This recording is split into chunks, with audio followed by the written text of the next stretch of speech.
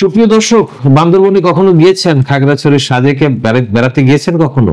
রাঙামাটির লেকে, কাপ্তাই লেকে যদি আপনি বোটে ভ্রমণ করেন তাহলে আপনার জীবন অর্ধেক ধন্য হয়ে যাবে। এই জায়গাগুলি আমার খুব প্রিয়।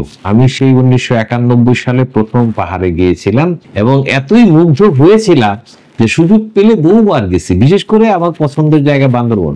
আর খাগড়াছড়িও ভালো, আলুটিলা।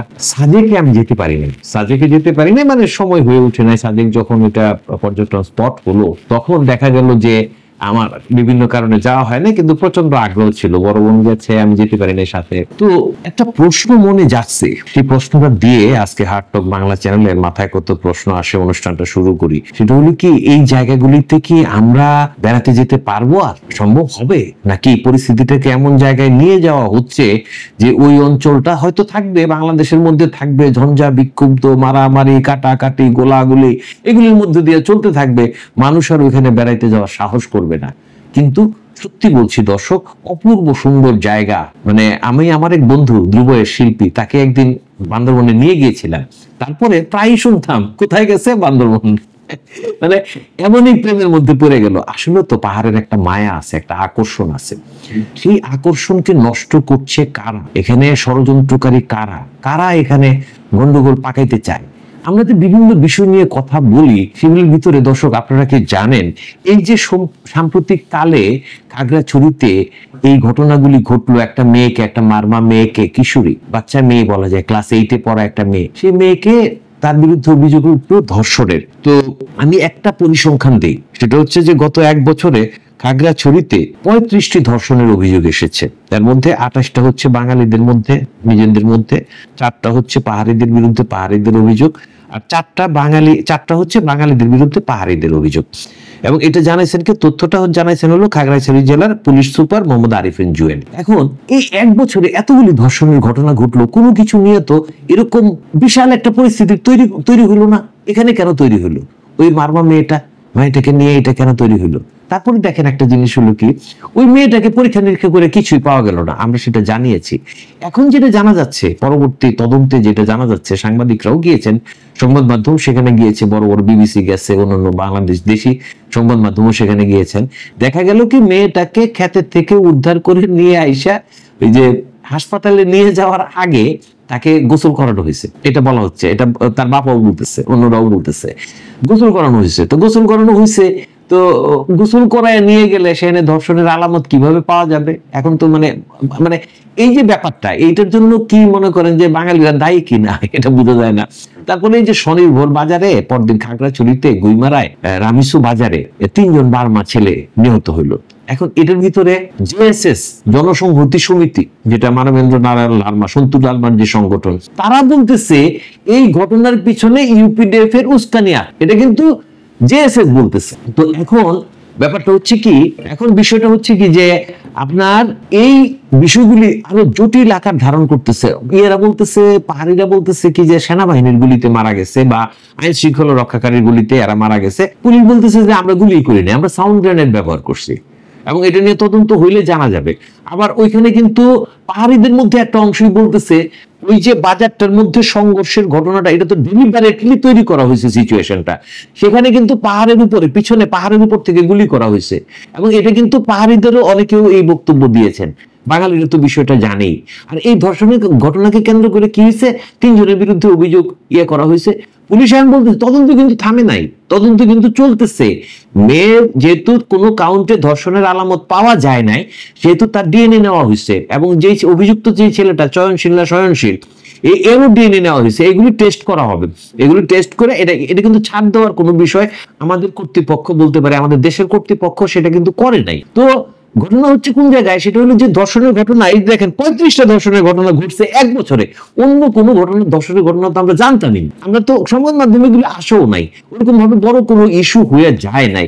তারপরে এগুলিকে কেন এটা করা হলো? এই যে গুইমারা বাজারে এই যে এখন ব্যাপারটা হচ্ছে যেটা, সেটা হলো যে এই বিষয়গুলি যে কেউ যদি একটু খুব মাইনরলি এটার ঘটনার ভিতর দিয়ে ঘটনার ভিতর দিয়ে যান, একটা ঘটনা, একটা ধর্ষণের অভিযোগ উঠলো, মেয়েটাকে নিয়ে যাওয়া হইলো, বিক্ষোভ শুরু হয়ে গেল, এই প্রতিবাদে এই হয়ে গেল, সেই হয়ে গেল, এর আগে 35টা যে হয়েছে, 34টা যে হয়েছে, সেগুলি নিয়ে এরকম হইলো না কেন? তার মানে এটা বুঝতে অসুবিধা নাই যে এটা ডেলিবারেটলি কেউ একজন পাহাড়কে অশান্ত করার জন্য করতেছিল। যাই হোক, এখনকার পরিস্থিতি যেটা দিয়ে শুরু করেছিলাম যে আমরা পাহাড়ে আর কোনোদিন বেড়াতে যেতে পারবো কিনা, এই প্রশ্নের উত্তরটা দেই, সেটা হচ্ছে যে প্রশাসন বলতেছে পরিস্থিতি স্বাভাবিক হয়ে আসছে।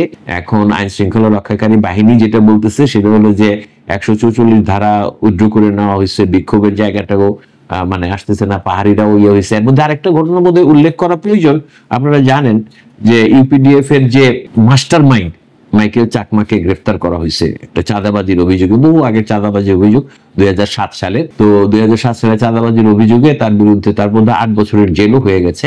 তো এটাও সে সিনে নাই এখন। জেএসএস কিন্তু সবসময় বলে যে এই সমস্ত পরিস্থিতিটা তৈরি করে হচ্ছে ইউপিডিএফ, এবং তাদের আসলে সৃষ্টিটাই হয়েছে একটা ভিন্ন রকমের কিছু নিয়ে, সেটা মানে উদ্দেশ্য নিয়ে, মিশন আছে তাদের কিছু এই জায়গাগুলিকে নিয়ে। তো সেখান থেকে যদি আমরা এটা, আমাদের সৌভাগ্যের জায়গাটা হচ্ছে কিন্তু আমার ভাগ্য এক অর্থে যে আমাদের আইন শৃঙ্খলা রক্ষাকারী বাহিনী এটাকে ভালো মতো লোকেট করেছে এবং সেই অনুযায়ী তারা পদক্ষেপগুলি নিচ্ছে। যতটুকু জানা যায় যে পার্বত্য অঞ্চলে সেনা ক্যাম্প আরো বাড়বে, সেনা ক্যাম্প বাড়বে, আগের পর্যায়ে নিয়ে যাওয়া হবে। আর আমাদের যেটা ব্যক্তিগত ভাবে আমি যেটা মনে করি, বা এটা বলাই ভালো, আমার মতামত যেটা, সেটা হলো যে পাহাড়ে সবসময় সেনা ক্যাম্প ছিল, কিন্তু কখনোই কিন্তু মনে হয় নাই যে পাহাড়টা সেনা শাসনের অধীন, এটা কিন্তু মনে হয় নাই। তারা তাদের মতো আছে, শান্তি শৃঙ্খলা রক্ষা করতেছে, আইন শৃঙ্খলা পরিস্থিতি থেকে তারা নিয়ন্ত্রণ করতেছে, এবং তাদের উপস্থিতি অনেক সময় শান্তি বয়ে নিয়ে আসতেছে। সেটা পাহাড়িদের জন্য, বাঙালিদের জন্য, সবার জন্য এটা প্রযোজ্য। সুতরাং এই যে বিষয়গুলি আছে, এই বিষয়গুলিকে আমাদের এই ঘটনার থেকে, এইবার যেটা ঘটলো, এই ঘটনার থেকে আসলে শিক্ষা নেওয়ার ব্যাপার আছে সবারই, পাহাড়িদেরও বাঙালিদেরও। এটা বাস্তবতা হচ্ছে যে বর্তমানে পাহাড়ে 18 লাখের মতো লোক, এর মধ্যে 9 লাখ বাঙালি, 9 লাখ পাহাড়ি, সমান সমান পর্যায়ে আছে, এবং তারা বাংলাদেশী। একটা বিষয় তো বুঝতে হবে, যে কোনো বাস্তবতায় পাশাপাশি বাস করতে হবে, পাশাপাশি থাকতে হবে, শান্তিপূর্ণভাবে থাকাটা কিন্তু সবার জন্যই ভালো। ব্যবসা বাণিজ্য, অর্থনৈতিক উন্নয়ন, এই সমস্ত বিষয়ের জন্য ভালো। পড়াশোনা আগায় যাক, চিকিৎসা আগায় যাক, এখানে ট্যুরিজম স্পট গড়ে উঠুক, এখানে পাহাড়িরাও তো অনেক সুবিধা সেখান থেকে পেতে পারে, তারাও তো রিসোর্ট করতে পারে, সেখানে ইনকাম জেনারেটিং যে সমস্ত কাজ আছে সেগুলি তারা করতে পারে। সুতরাং কেন নয়? বর্তমান দুনিয়া কিন্তু প্রতিযোগিতামূলক, যে আপনি কিভাবে কতটা ভালোভাবে বেঁচে আছেন সেটাও কিন্তু একটা বিশাল লড়াই।